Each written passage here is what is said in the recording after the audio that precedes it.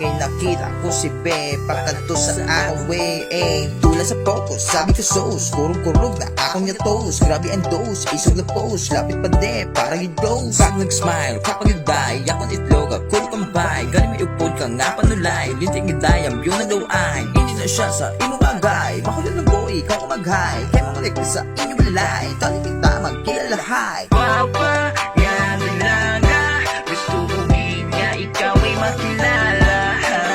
Papa, yan talaga, akong tabi puso sa imo, ako ba?